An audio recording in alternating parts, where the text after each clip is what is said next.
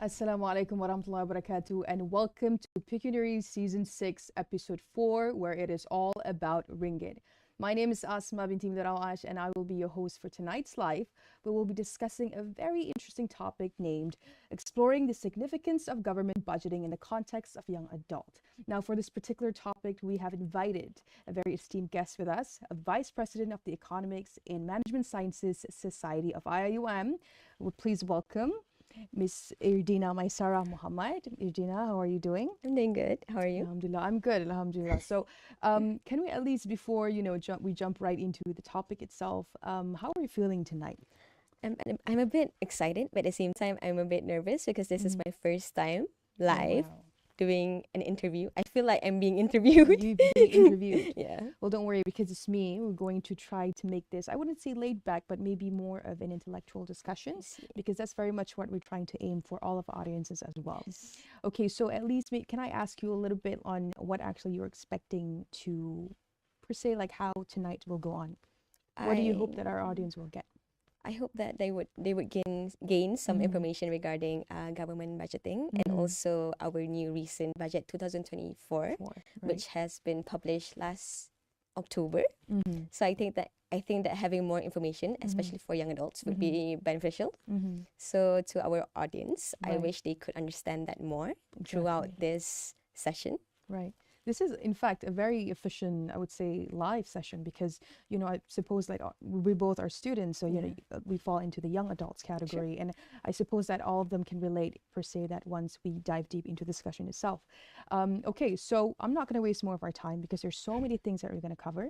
Okay. So I'm going to start off with the first, I would say, section or perhaps segments where we're going to talk about the basic understanding of government budgeting in the context of young adult.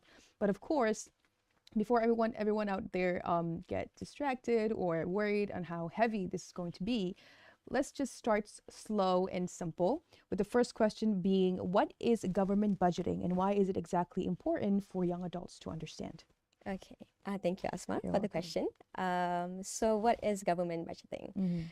To put it in words, government budgeting would be how the government spends the taxpayers' money, which is basically our parents' money, towards education, healthcare, industry building, and also the roads that we drive on. So these spendings, we need to take a good understanding because it impacts our lives, especially young adults, and also provide more future opportunities for young adults to dive deeper in their job options in the future. So this is basically understanding government budgeting is one of the main important factors for us whenever we want to come and be prepared with the world of adulting, yeah? True. That is very interesting. In fact, I'm starting to get a little bit anxious, maybe some of them as well, because, we are basically emerging or basically conversing into the adult worlds. And there's so many things that we need to learn, which is, again, understanding government budgeting is more than important. So now that we understand what exactly is government budgeting, and then, like you said, the recent one was back in October 2023, so it's quite recent. So I'm going to go on with the second question. So how can government budgeting particularly impact the financial well-being of the young adults? And what are some of the key elements of the government budget that are particularly relevant to this demographic, if you may? Okay. Thank you, Asma. You're welcome. So I believe that it is important for young adults because, first of all, like I said before earlier, it impacts our job opportunity. So whenever we talk about government budgeting, it is how the government spends our money. So when they spend money, basically there is an economic system that is going on. So the economic system affects the job opportunities for the future. So when it affects the future, and when young adults know, they know how and also to market themselves better for their job options. For example, if you want to be an economist, you need to learn more regarding the government budgeting and how it impacts you, an individual, and also your community. So that is the first one. The second one is that government budgeting is also important because it provides an easy way for us to save our money by, for example, the government budget 2023 Right. implemented Menu Rahmah, which is very accessible, having accessible food to everyone, not just students, not just young adults, Right. also for elderlies and also adults. So the Menu Rahmah has helped us immensely because of the cutting prices of the food. Right. So this has lowered our expenses and at the same time increases our savings. Not only that, it can also increase our debt repayments to our friends and also maybe save for our future expenses. That is very interesting because you're relating, of course, by common sense, young adults with the need for them to think about the job scopes that's going to be offered once they move into the working world, right? And the fact that they need to understand the government budgeting because then it would affect, how they would spend their money. And even their expenses and the way how they're spending now would even affect basically the budgeting in the future as well as things that are quite personal. You know, this is very interesting because when we talk about government budgeting, a lot of people will think about what is it that the government can give to them, True. right? Rather than what can they do to kind of fit to what government has provided.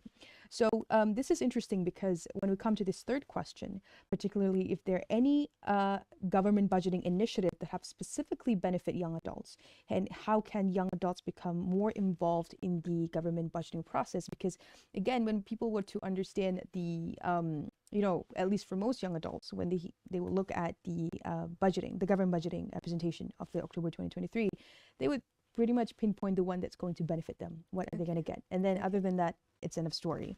So if you can take on to this question on how they can be more involved, along with if there actually is any other initiative for the government that benefit the young adults, then that would be great. So please, if you may. Thank you, Asma. So I believe that being involved, it starts on having a knowledge, having more information towards not only about government budgeting, but also finance, economy, accounting, business, everything. So when you have like even a minimal information, you can use this information to advocate your cause. For example, if you believe that we should cut the taxes, for example, cut the taxes, you should advocate for that. As young adults, there are many NGOs, many. For example, Financial Literacy for Youth, which is in short for FLY, they advocate and also post infographics regarding how to be financially literate. So how can you involve? How can us be involved and be more in the field with the government is by advocacy and also by joining the youth's NGO so that we can fight for our own cause. Because when we fight for our own cause, we have this sense of interest of gaining more knowledge from other people in the same circle, which can also improve our information by sharing opinions regarding the things that we advocate for. And when the advocate aligns with our budgeting technique, we can implement them and use this for our future benefits. Right. That is interesting because from your answer, it's basically kind of pinpoint or basically goes back to whether or not the young adults themselves have the initiatives or realize the importance to have responsibility to understand, government budgeting or actually take actions towards being financially literate. Now, you talked about the FLY, the financial literacy for youths. And can you explain a little bit more, maybe briefly on that part? Okay, sure. The NGO? The NGO, okay, exactly. Sure. So I first started to join this NGO was last year. I was very interested on how I could be more financially literate. So my first thought was, how could I make a change, even like a small step of stone? So I joined this NGO because I believe so my work was to provide infographics, simple infographics, simple economics discussions, simplify everything that has been on the internet for years. So one of the things that we talk about is the crash market in China. We not only we focus on our own country, but we focus on the external countries. So I believe that FLY is very beneficial for me and also for young adults to join because at the same time when you're doing infographics in Canva, you can actually learn from the researcher's point of view. And at the same time, you gain more knowledge and at the same time, you gain others more knowledge regarding financial literacy and also the economics of other countries. So you post this particular infographics, the simplification of the entire concepts through Instagram, right? On the account FLY, FLY. So I kind of out of curiosity, so how do you actually make sure that the content would be accepted or basically reaches the target audience? In this case, how young adults would actually be in touch with your content that you've been putting out? Okay, thank you, Asma. Very welcome. So, that is a very interesting question because not everyone is interested regarding financial literacy. Right. And just hearing financial literacy for you, how boring. Exactly. So I believe that having friends and also in the fly circle, not everyone is interested in financial literacy. Some are just interested to build their resume. So when they have like their group of friends, they have their own Instagram accounts. That's true. So not only we post on Instagram accounts, we also post on LinkedIn, Right. Twitter, Facebook, our own website. So we publish them and also we get our committees to repost them to their followers. So even though it might take like 2 minutes to read that infographic, it is very interesting because it has exciting elements and also very simple words that could be easily understood by everyone. So I believe that joining Fly is very accessible. Right. And also by just learning from the infographics could give you not just little but more knowledge regarding our economy and also our country regarding financial literacy. So it will be very hard work on your end to keep on reposting and making sure that it's keep on spreading out. But I think that is quite efficient because especially being a student in university, it's much easier to have your targeted audience, especially young adults. True. And I feel like perhaps it's a good start as well, understanding financial literacy through those visual representation, or basically the concepts being simplified. And on top of that, you're also gaining more for yourselves at the same time you're spreading it to other people. But again, I guess it would die down to them needing to realize that they have this responsibility to be financially literate and, of course, take actions. Maybe we could start off with at Fly, F-L-Y. Yes. Just that. Just that, Fly. Quite straightforward. Fly. All right, so be sure that you guys check them out while we are going to have a break as of now. So be sure that you stay tuned and we will see you right after the break. Welcome to 2 Minutes, sharing on 7 simple ways to save money. First, record your expenses. The first step to start saving money is figuring out how much you spend. Second, include saving in your budget. Now that you know what you spend in a month, you can begin to create a budget. Third, find ways to cut spending. Identify non-essentials that you can spend less on. Fourth, set savings goals. One of the best ways to save money is to set a goal. Fifth, determine your financial priorities. It can give you a clear idea of how to allocate your savings. Sixth, pick the right tools. There are many savings and investment accounts suitable for short and long-term goals. Seventh, watch your savings grow. Review your budget and check your progress every month. That's all 7 ways to save your money.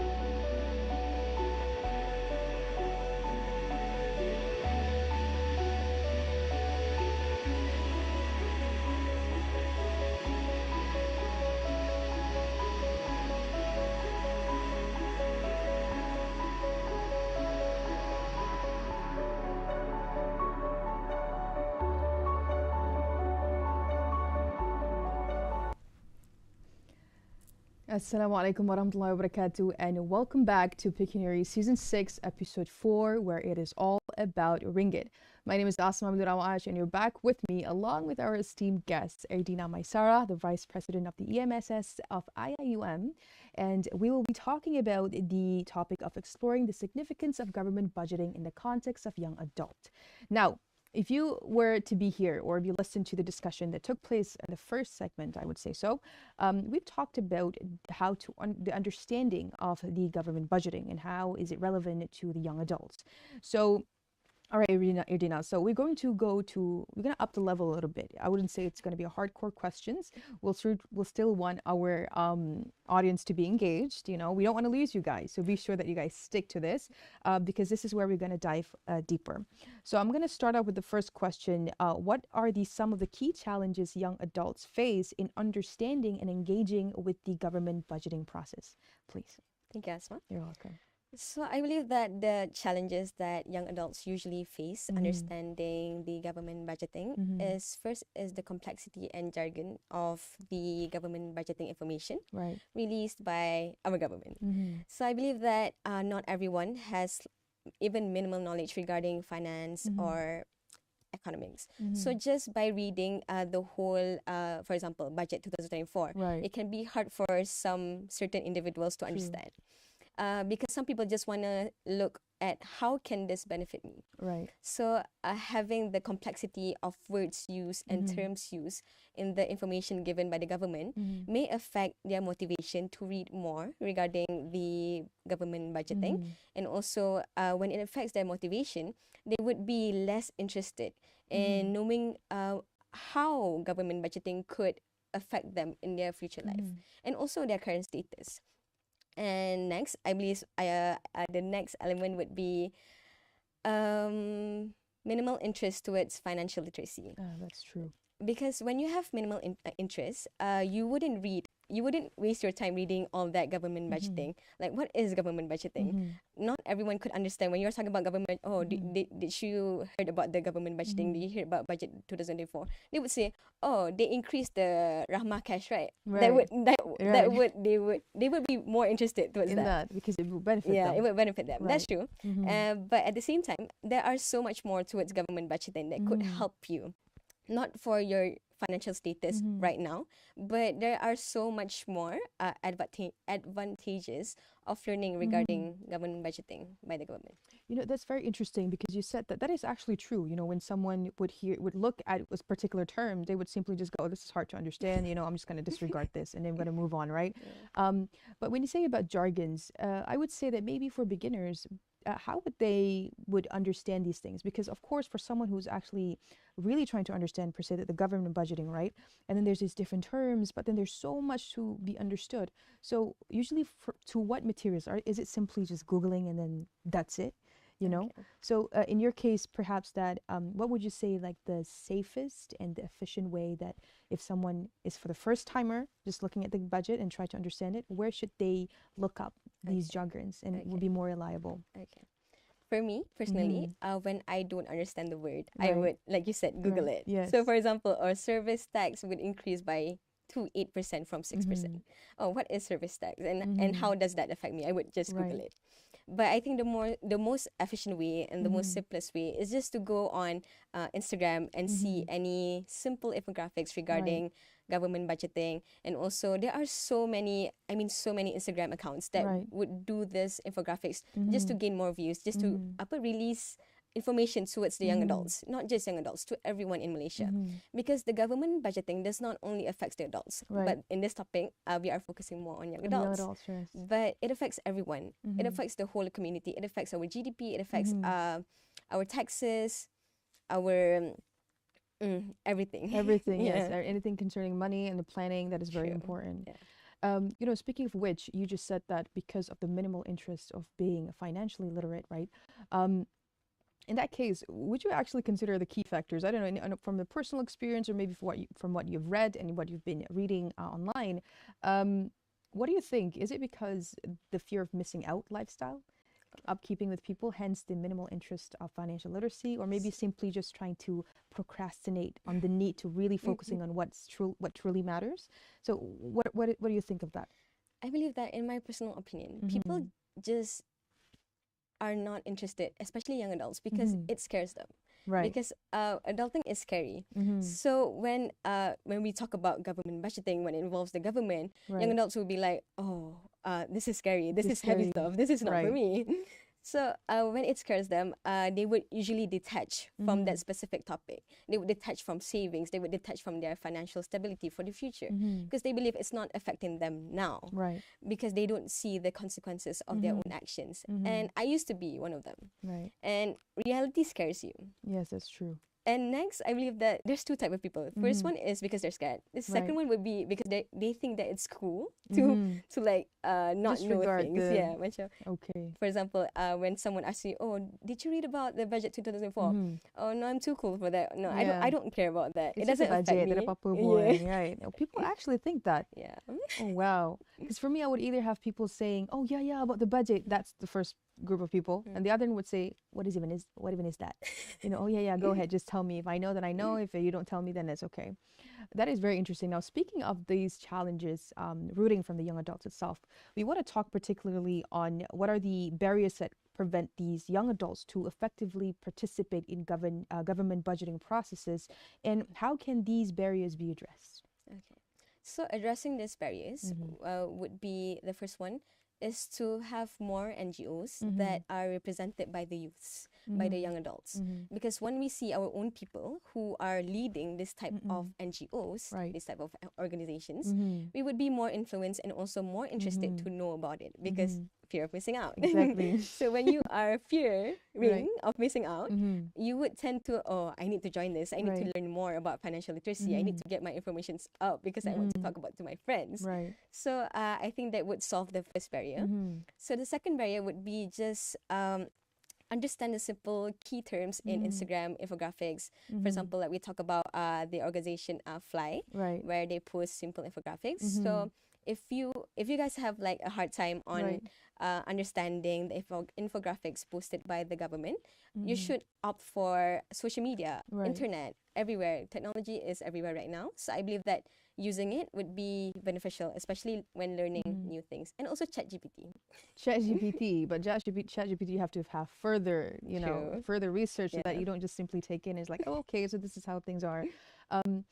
It is very interesting that when we talk about government budgeting and how it is correlating with the young adults, I love how you highlight the need of the NGOs, especially if there's also young adults being a part of that and also really like raising the matters and really try to influence other peers. Because usually for such heavy topics, a lot of us would be so afraid to take Yeah. our own steps, But then when we see, oh, there's someone my age, someone from my community, really like addressing these things, then this would really, spike up the interest. Like, okay, this is actually a real thing, a responsibility. And I love that. I would say you would agree with this, right? Because since you would be around the same age and coming from the same community, they tend to approach you more and Yeah, ask you true. more. They feel more comfortable. Yeah. And why would you think that is? I think that because by having the same mentality and also the same mindset as Right. the people of your age is one of the reasons why we have more friends at our own age. That's true. Because we can relate more. We can know, we can talk about, we can communicate more regarding financial literacy, not so serious. It is a serious thing. Right. But if you're talking with your friends, you can make it as like a small joke and laugh about it. So Right. it's fun. So from your experience, have you, obviously, but would you say most of the time there's a lot of exchanges of thoughts, strategies as well in this matter as well? Yeah. I believe that when I talk about financial literacy to my friends, Right. I don't just, let's talk about financial literacy. It's not that. Right. We would often talk about, can I say Malay? Yeah, sure. Go ahead. We aku tak ada duit though. Yeah, right. Then I would say, what happened to your scholarship money? We aku dah guna though. Yeah. And then we would say, tu lah kau guna lagi. Macam we should always save up, especially 20% of our savings.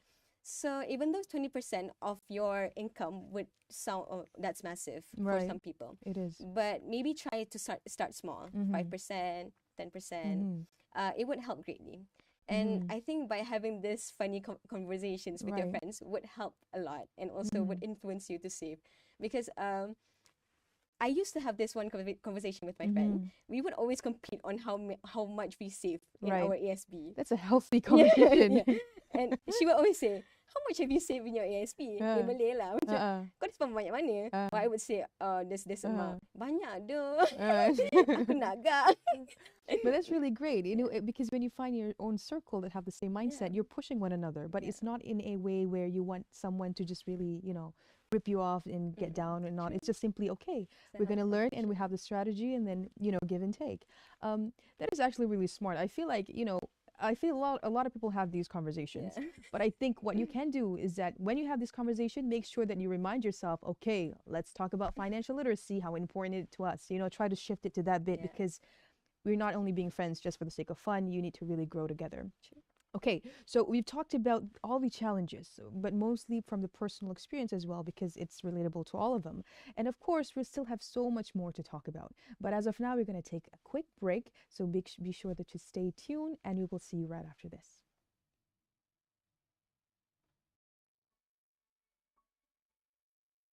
Welcome to 2 Minutes, sharing on 7 simple ways to save money. First, record your expenses. The first step to start saving money is figuring out how much you spent. Second, include saving in your budget. Now that you know what you spend in a month, you can begin to create a budget. Third, find ways to cut spending. Identify non-essentials that you can spend less on. Fourth, set savings goals. One of the best ways to save money is to set a goal. Fifth, determine your financial priorities. It can give you a clear idea of how to allocate your savings. Sixth, pick the right tools. There are many savings and investment accounts suitable for short and long-term goals. Seventh, watch your savings grow. Review your budget and check your progress every month. That's all 7 ways to save your money.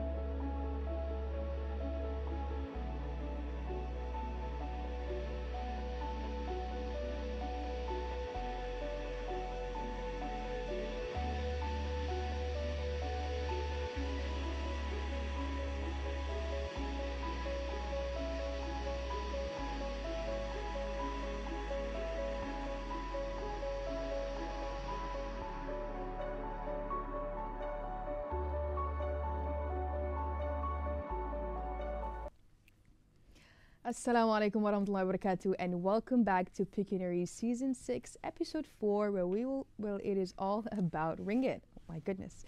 Okay, you with me again as your host, Assalamualaikum, and of course we have our esteemed guest with us, Erdina Mysarah Muhamad, which is also the Vice President of the Economic and Management Sciences Society of IAUM. So if you've stayed tuned with us for quite a while, you know that we've talked about the government budgeting in the context of young adult now and how important it is to all of us. And we've talked about the basics understandings. We've touched on that. And then we also talked about the challenges, the barriers being addressed. And then we even talked about the issue or the root cause of it. Now we're going to move to this particular segment where we're going to talk about the opinions on the future event of government budgeting. So I'm going to hit you off with the first question. Okay, are you ready? You want to take a little bit of a moment? Okay, so the question would be, what are the key elements of government budgeting of 2024 that young adults should be aware of? And why are these elements important? Okay, so I think that the elements that I would like to talk about is first, the cash aid. So for budget 2024, we are actually increasing the Rahmah cash aid from 6 billion to 8 billion.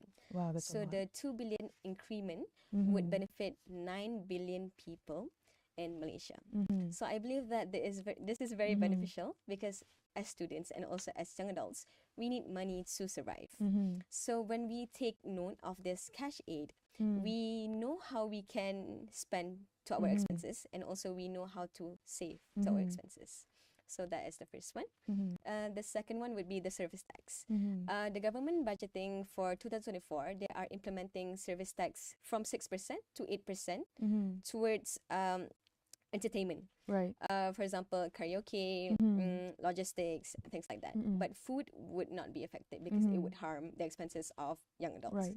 So this increment would actually make you calculate regarding your entertainment fees. Exactly. So if you're having a second thought of, oh, should I spend this amount towards Right. karaoke with my friends this weekend, you should think about it again, because the Yes. service tax would increase from 6% to 8%. To 8%. Yes. Wow, that is actually something that we should take into account, you know, considering that university students just like to, you know, spend and spend and spend. You know, speaking of the cash aid, don't you think there will be more tendencies to people disregarding completely about, you know, okay, now that I'm getting more money from the government, I should be more, you know, smart in managing them. But considering the young adults are not being very, you know, even at this point without that much of an increment, they're already in that position of like just keep on spending. So do you actually think that now if the increment were to the increment will be taking place, would actually differ the pattern on, you know, their thoughts on that? Okay. So when we talk about increment, we don't just focus on the young adults who are spending every time. Right. We are focusing more on individuals who are having a hard time on spending even on food, and they would usually eat Maggie every day just to save their money. That's true. And from your question, I believe that it will have an effect, a pattern, because when we think about, I think young adults, when they know that the government are spending more towards the individuals, they would be like, oh, it's okay, budget 2025 increase lagi. Lagi comfortable. But I think it depends on the economic status of our country, and we should always be responsible towards our money, because especially those individuals who don't have any safety net behind them. That's true. So keep on saving, guys. That's a good, very straightforward, but it's very important.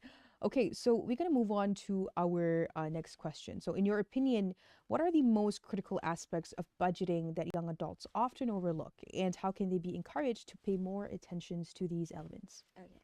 So I believe that as young adults, Yes. I would often overlook to invest my money. Right. We know to save, but we don't know how to invest because we don't know the right platform to invest.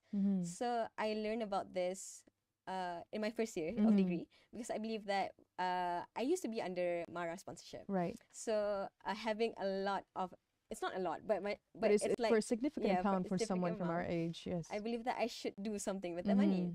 So I believe that young adults often overlook investing because they believe that investing are not very friendly. Yeah, very friendly for them. And it's very complicated for them. Exactly. Because there are high risk, high return investments, low risk, low return, no interest investment, things like that.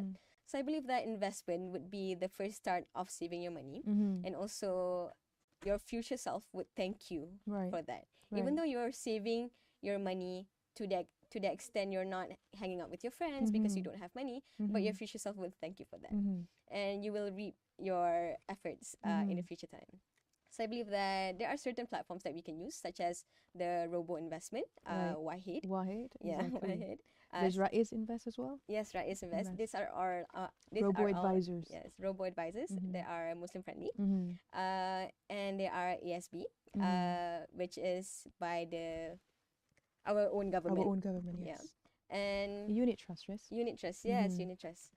And there are also other fixed rate investments, but those are for like high risk, high returns investors. Exactly. Yeah. So I believe that for students, we can try investing with robo advisors investors. You know, it's interesting because whenever we talk about money, right, about financial planning and management, and of course, you know, when per se that we're talking particularly on how young adults benefiting the government budget that they received, right? Most of them, they would stick to this very particular thing, you know, the budget 50, 30, 20. Yeah, right? yeah. And it's so interesting that you brought up the one element that they overlook, the main one, which is to invest. So in this case, would you say it's efficient for everybody to implement the 50, 30, 20, or should they tweak it a bit, you know, do it the split or the division, depending on how they prefer?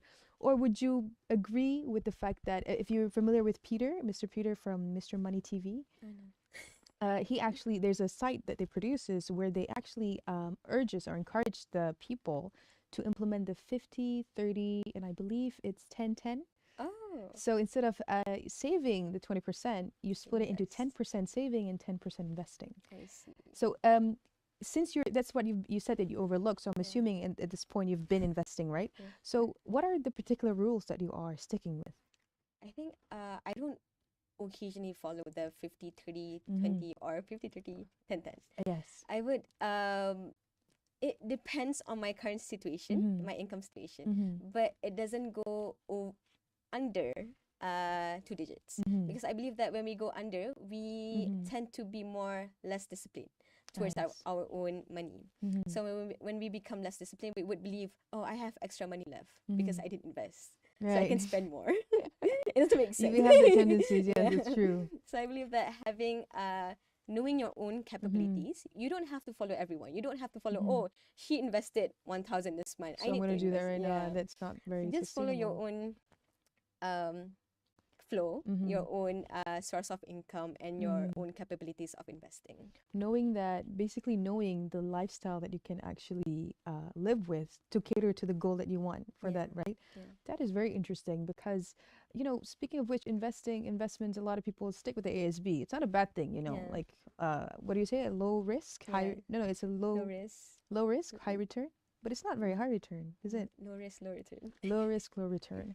And I guess a lot of people think, oh, that's not really a big deal. So they usually would opt for more jobs, which is not a bad thing. But if you can save up your time but gain more Mm. through learning or being financial literate, Sure. and if in a position where you are receiving government budgeting, it's literally can change your whole life Sure. if you know how to split it evenly or however that suits your lifestyle.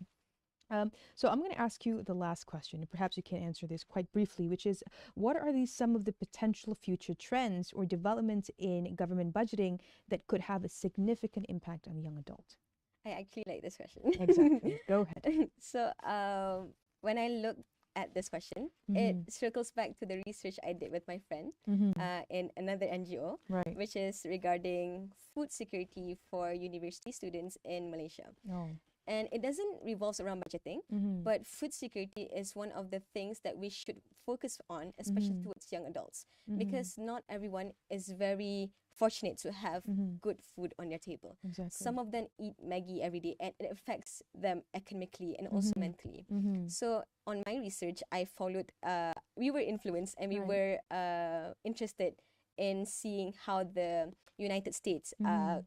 catered their students. Mhm. So what they did is implementing the SNAP program, Right. supplementary nutritional having food, Uh-huh. basically. Mm-mm. So this is to combat Mhm. obesity in their Mhm. community. But I believe that we could influence by this By idea this, yes. because their food are cheap Mhm. and nutritious. Yes. So if we implement that in our country, it would Mhm. benefit and also reduce food insecurity Mm-mm. among students. Mhm. And sorry for your information, Right. food security is regarding how your money status Mhm. and how it relates to your food consumption daily. Mhm. That is very interesting. The fact that you mentioned Maggie and then you make the comparison. Yeah. A lot of people probably say, "Oh, United States, boleh lah." I don't think that's really the main factor that I kind of actually have pulls one back. more. Go ahead, please go One ahead. more.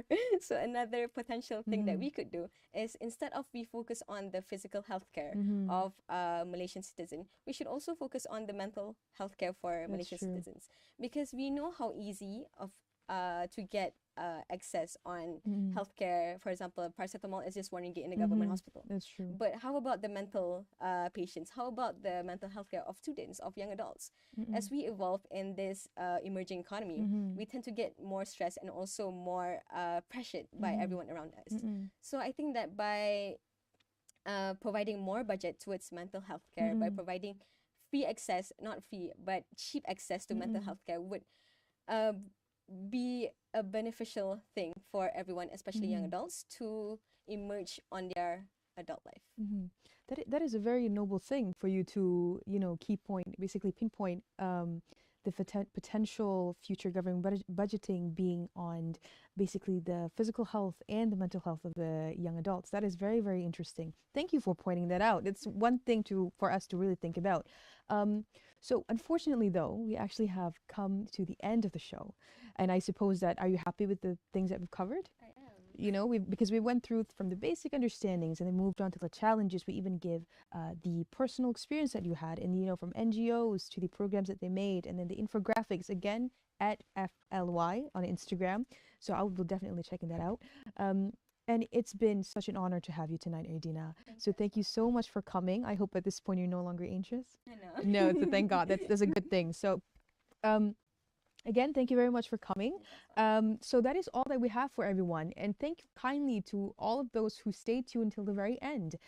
So before we leave, make sure that you follow IUM TV at the social media of Instagram, YouTube, Twitter, Facebook, LinkedIn, and Spotify to keep notified with these content. Now, because for us, for our production or even other productions, we always try to make sure that we give out the best content and also something that is beneficial for you as well. So that is all that we have for you guys for tonight. Thank you for staying till the very end. My name is Asma Munirawash. Take care and be blessed.